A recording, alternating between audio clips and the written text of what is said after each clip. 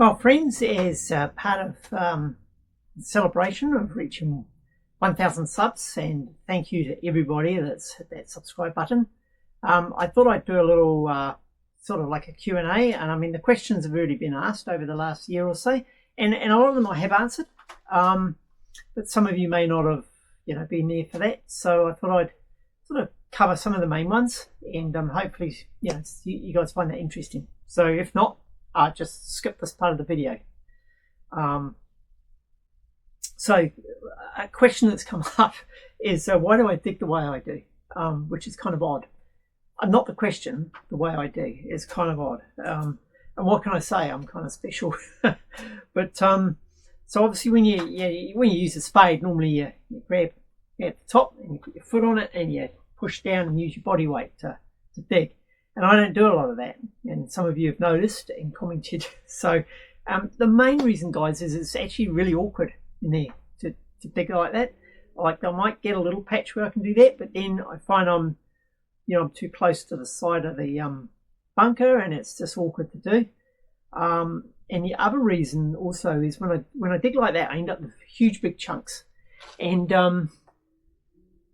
I'm only using small buckets to pull it out, and that's because I don't want to be pulling out 40 kg buckets, because I'd only do a few of those and I'd be stuffed.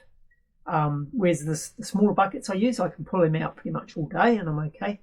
So so by sort of chopping the earth up as I do, I get a lot more of that into the bucket and then pull it out. And also I notice when I put it where I'm putting the clay at the moment, it compacts down a lot better too, guys. So little bits will compact down. The great big lumps like rocks, they're just going to have loads of air gaps between them, and it's just going to create a lot more volume. So that's sort of the main reasons. So it's funny how often that question's come up, but it's legit. It's yeah, it probably looks odd, but I almost wish I could bring some of you guys down to have a go at digging, and I think a lot of you would probably agree that it's not always practical to dig in the more traditional sense, I suppose.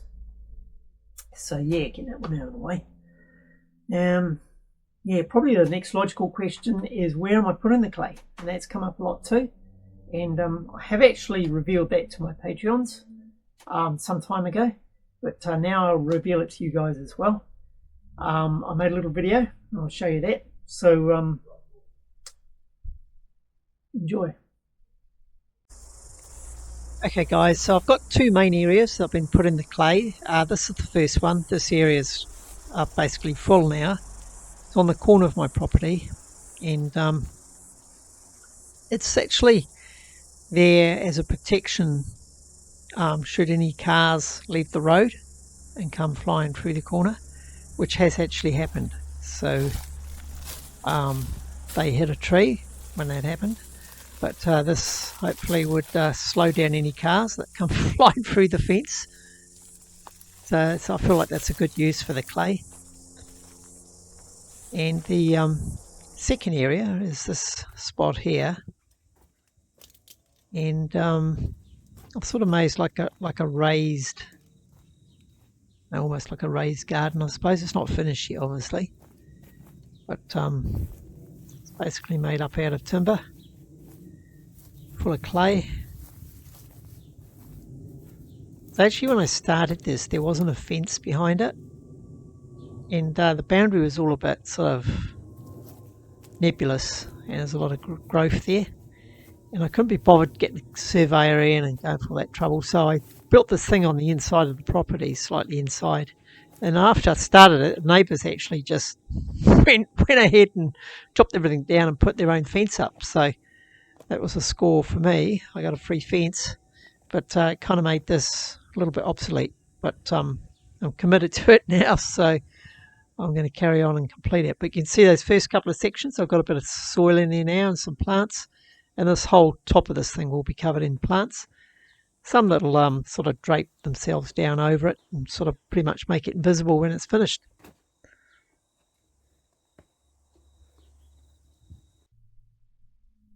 Yes, so now you know where I'm putting it. And that's obviously not going to be a permanent solution. I would say conservatively I've got about 150 cubic meters of clay to come out to make the main bunker area, and that's not going to fit there. So when I run out of room there, I will be getting a skip. I priced one up. It'd be $250 for sort of a flat, sort of like a flat. The skips are quite flat for fill, and I guess that's because of the weight factor. You know, the trucks have got to lift them up. But I think they would fit, I don't know, 2 or 3 cubic meters, and it's $250. So it's not too bad, I don't think, really, because you know they drop the bin off, and then I fill it up, and then they'll take it away.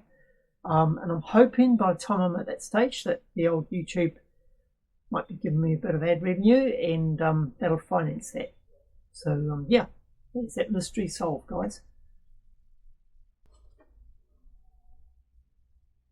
And of course, another very valid reason is, why am I building a bunker? I mean, who gets up in the morning and thinks, let's build a bunker? So sort of it's no straight answer to that, to be honest. It's a lot of reasons. So if you've watched my previous videos, you'll see I've already made a small bunker, which I converted into a home theatre. And that's a very nice little quiet sanctuary. You know, when it's really noisy around the neighbourhood, which it can get quite noisy around here. We have the police helicopter overhead trying to track down the ferals, and we're racers doing their burnouts, and dogs barking, kids yelling, and weed wakers going, and you name it. It gets pretty noisy. And then there's weather events too. We've got a tin roof, and when it rains, it's thunderous on that roof. And that little bunker is just a little quiet sanctuary. So this bunker will be a big quiet sanctuary, just a place I can go and chill out.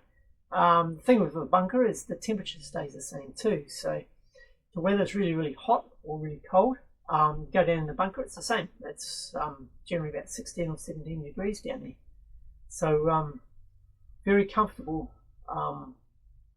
very comfortable little place to hang out. And so also, I mean, it's a sanctuary from possible weather events, or which we seem to be getting more of. And also, we live in, it's quite a lot of bush around us, and there's been a couple of droughts, and that's a worry when you've got lots of trees around you and they start drying out, especially when you see some videos of overseas, and everybody's houses going up in smoke. And I mean, the sensible thing to do, obviously, when there's a fire like that, is to evacuate. And that's but you know, I look at the traffic when there's a bit of rain, and it's virtually gridlocked. You know, it's going nowhere. So just imagine the panic and pandemonium if there's a bushfire. You know, you're not going anywhere. You're going to get in your car, probably get 50 meters down the road, and then get burned to death in it. So I don't fancy that. I'd rather have somewhere where I can, you know, bunker down and ride it out, which in the case of bushfire wouldn't be long, you know, probably an hour and it's all past. It's taking your house with it. But if you know, safely underground, you can come out and and of course, you know, it's, the other consideration is it'll be a place that you can live after that too, until you get your house rebuilt. So, and put all your valuables down there and keep them safe. So yeah, it's sort of a safe. I am a bit of a prepper, guys, and I'm not embarrassed to say it. You know, when there was the COVID thing and we had pretty severe lockdowns, and then we had I think it was typhoon or tornado or whatever it was, Gabrielle, a big storm, knocked out power, knocked out water. You know, that didn't affect us much. Yeah, because we were prepared. I'd say everybody's a prepper to some degree. You know, if you go out, I don't know, go around your mates for a barbecue, grab your wallet or your purse, you're prepping, right? Like, you're not planning to spend money at your mate's place, but you grab it just in case you need to buy something. And so, yeah, so unless you're complete, I guess, unless you know, you really want to take things on the chance, you prep to a degree, and some more than others. And yeah, I'm not ashamed to say that I like to prep, and it has paid off, and the bunker's the ultimate prep, right? So yeah, that's why I'm building the bunker. And it's also the challenge. You know, it's a engineering and logistical challenge, physical challenge, and yeah, it's a hobby. I mean, I really enjoy it. I really do, and also enjoy the process of sharing it with you guys on YouTube. You know, it's something quite new to me, and I'm enjoying it. Enjoying the feedback, the comments, sort of camaraderie with the other bunker builders, and yeah, I found it's been a very positive thing, and I've certainly got a lot fitter. So anybody that's looking to tone up and maybe lose a bit of weight and turn it into muscle, then you build yourselves a bunker, guys. It's the way to go. Okay, so another question I get asked a lot is, have I tried using the clay? And there's a lot of it, obviously, coming out of the hole. Have I tried using it to make pottery? And the answer is yes, I have, actually. A lot. Really, the first thing I wanted to make was some tiles. I wanted to make them about that big and have my Patreon's name on them and fire them, glaze them, and mount them in the bunker, in the tunnel shaft, or the bunker shaft or the tunnel, and just as a sort of an acknowledgement, my appreciation of my patrons. Well, I've made a few, and when I fired them, they're all blown to bits. So, yeah, they end up as dust. And I've experimented a bit. One method apparently is you mix a bit of ashing with the clay. That didn't work. They still blew to bits. Another technique I haven't tried yet is to fire some clay, and then you take that fired clay and you mash it up, turn it into dust, mix it with unfired clay, and then use that to make something, and apparently that'll fire better. So I will be trying that. I've sort of put that on hold until I get the bunker workshop done, and then I'll sort of, once I feel I really want to push ahead with that, and then I'll do a bit of experimenting with the old pottery. So we'll be revisiting that. I want to try and make some pottery, some bricks, and some tiles. So watch this space, guys. Okay, a couple more common questions I'll address now. One is, how big's the bunker going to be? I look at bunkers like a model railway, and anybody that's had a model railway will know, or known anybody with a model railway, is it's one of those projects that it's never complete, it's never finished. You always add into it, and I sort of feel like the bunker will be like that. But the initial plan, I'll call it stage one for want of a better term. Stage one will be and this has changed over the last year, but it's pretty set now. It's pretty set. Is I've sunk the shaft. That's finished basically. I've got to go in a little bit more just for the elevator rails, but basically that's pretty much all done. Started on the side tunnel, and that's going to go 6 meters. It's going to go in 1 meter, and then it's going to widen out, and so it'll be a workshop about 2 meters by 5 meters. And when that's complete, then I'll be doing another side tunnel off of that, and that'll so they'll go, probably the tunnel will go about 1 meter, and then it'll widen out again, and that'll be the main bunker room, and that's going to be 14 meters long and 2.2 meters wide and 2.3 meters high. And you're probably thinking it's a pretty specific size, right? And it is. It's actually pretty much the internal dimensions of a 1960s Melbourne tram. And you think, well, why that? So we have some of those at work, and got one out the back of my workshop at work. This one's out of commission, so you know, I was sitting in it the other day, and just because they just think about a tram, they're just a nice space. And I was sitting in there looking at it, and I was thinking, you know, it's an ideal size for, you know, making a living space. And they were actually, a lot of old trams were converted into beachside accommodations. So I figure that size will be long enough to have some sleeping areas, a kitchen area, some storage, a lounge, a recreation area, and a bathroom at the end, a little bit far end of it, where it can hook onto an existing sewer line. So So that's basically stage one. When that's complete, so as I build that, I'll be leaving some basically blanked off doorways in the side of it, and then when the main bunker's done, then I can uncover one of those doorways, and then I can tunnel sideways again and add further rooms. So